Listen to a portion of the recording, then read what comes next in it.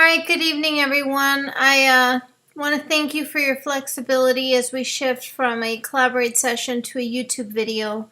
Hopefully this will still be a good medium to help kind of review some of the key financial ratios that we go over in this week's chapter. What I wanted to do for this week is kind of pick an actual company. I went onto the Yahoo Finance website and pulled both their balance sheet and their income statement and applied some of these ratios. As I mentioned in some of the announcements, I really enjoyed working with Carnival Cruise Line when I was going through my MBA, and so I tend to revert to them because I'm pretty familiar with their financial statements. So what I'll show you is the Carnival Cruise Line balance sheet, and you can see this is directly off of Yahoo's website, and I do list a link on one of the PowerPoint sheets that allow you to access this directly for yourself. But we're looking at a comparison of 2013 and 2012. These are the 2 years that I focused on the analysis. And just kind of the way it's broken down, you have your current assets, which will give you your total current assets. And this, like it's mentioned in the textbook, is made up of cash, short-term investments, accounts receivable, inventory, and other current assets. Then we've got our longer-term assets. You can see for Carnival Cruise Line, obviously the biggest portion of their assets are their ships. And that's accounting for the $33 million in property, plant, and equipment. And the majority of that is their ships. Then they have goodwill and intangible assets. Intangible assets could be, for example, their name brand. And then other assets totaling $40 million. We've got their income statement, and again we're comparing total revenue for 2013 versus 2012. You can see you have your gross margins, the operating and administrative expenses, gives you your operating income. From there we're going to take any other income and expenses, gives you your EBIT, or this could also be counted as your EBITDA. Then we have the interest expenses, income before tax, and then our income tax expense gives us our total net income. So our net income for 2013 was $1 million, for 2012 $1.2 million. Okay, so these are just the balance sheets and the income statements. We're going to start with the liquidity ratios. Like the text mentioned, the liquidity ratios are the company's ability to pay its bills on a regular week-to-week or month-to-month basis. We're going to start with the current ratio. On the PowerPoint, you can see here, I am giving you the website. If you want to just stop and click there, you can pull the information directly. But starting with the current ratio, we're going to take pretty much all of the current assets and divide it by the current liabilities. What we found in Carnival's balance sheet, they have $1.9 million versus total current assets to 6.7 of total current liabilities. It's not a very strong ratio. It comes out to 0.28, well below the 1 that industry recommends. What this is saying, though, is oftentimes current assets tend to be higher for most industries because they're driven by inventories, where Carnival Cruise Line doesn't. It's because it's an entertainment type business. They don't carry a lot of inventories. So the majority of the assets that they're carrying in their books are going to be in property, plant, and equipment. That number is not calculated in total current assets. If you look at the year-over-year comparison, it's 0.24 in 2013 that was supposed to be in 2012 versus 0.28 in 2013, showing that there is an improvement from 2012 to 2013. And I'll make sure I correct that before we upload it onto Blackboard. The cash has remained stable, but liabilities have significantly decreased. So you can see where they've taken earnings from prior years and paid off liabilities, and yet still remained stable on their cash flow. So there's not a significant cash reduction. And like we said, the main driver here behind the 0.28 is that this is not a liquid company in terms of inventory management. They have cash on hand, they have their accounts receivable, We do analysis further in the PowerPoint on the receivables, but majority of their asset total value is coming out of a long-term asset, which is property, plant, and equipment. Next thing we're going to look at is the day sale outstanding. So this is kind of to measure their accounts receivable. In order to calculate this, we're going to take the annual revenue. This comes from the income statement. This is the top line, the sales number. We're divided by 365 days in a year. And that's going to give us the average revenue per day. Then we're going to take our total accounts receivable and we're going to divide it by that average revenue per day. And that's going to give us our day sale outstanding. So for 2013, we had an annual revenue of $15.4 million. When you divide that by 365,000, you get 42,000 in average revenue per day for a year. We're going to take that number and we're going to divide it by the accounts receivable for that respective year, which is 786,000. And this should actually be 42,345. The math's correct, and that'll give you 18 days. When you do the 2012 accounts receivable of 730,000 and divide it by 42,142, which is the 2012 average revenue per day, you get 17 days. So what you're finding for Carnival Cruise Line is they average between 17 and 18 days of accounts receivable.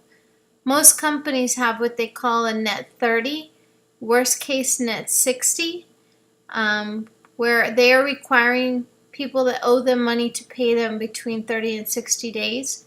The fact that Carnival is holding 17 and 18 days sales outstanding is actually a pretty great number. It shows that they are collecting their money fairly quickly.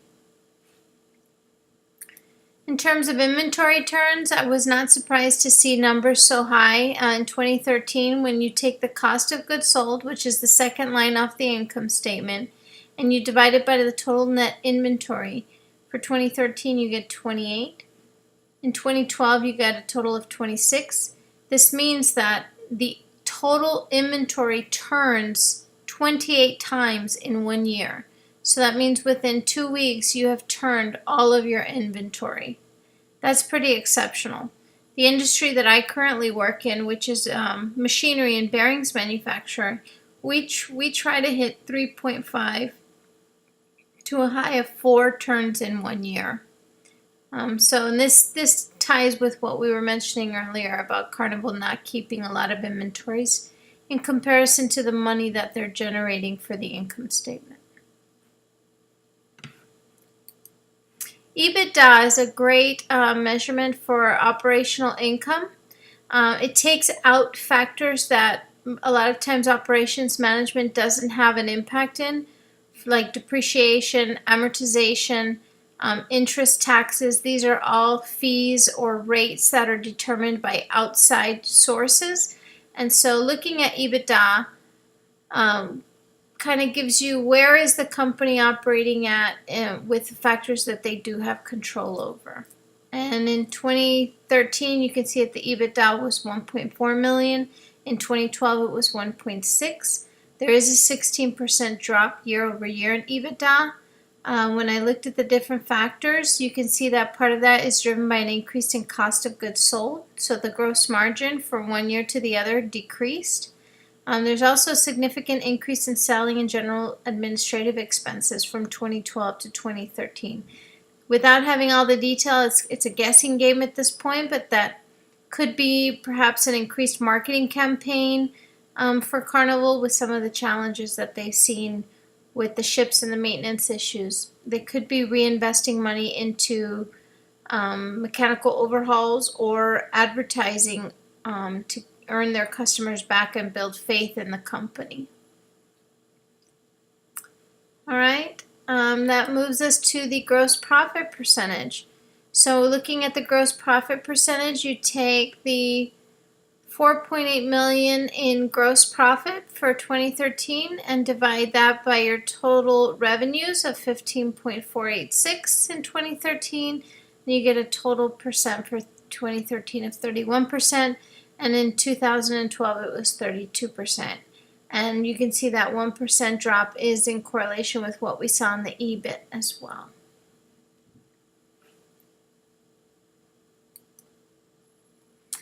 Return on equity, return on sales, and return on assets. So this is just really looking at net income and how it ties to your assets, how it ties to your total revenue, and how it ties to your stockholders' equity. What I found when you compare in 2013 the net income, which was $1.078 million, divided by the stockholders' equity, it was at 4.3%. As a percent of revenue, it was at 6.9%. And as a percent of total assets, it was at 2.6%. With total assets being significantly less than stockholders' equity, it's telling us that net income is being derived more out of borrowed funds and owner's equity than it is out of total assets.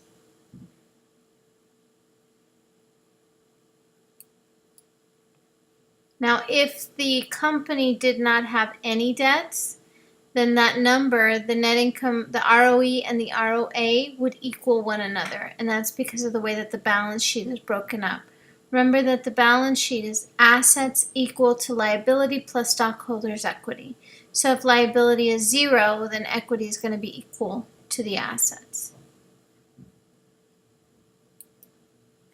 For financial leverage ratios, you have the debt to equity ratio. This is going to measure risk from the perspective of both the company and existing potential lenders. This is where the company is going to look at how strong is the company in its ability to pay loans.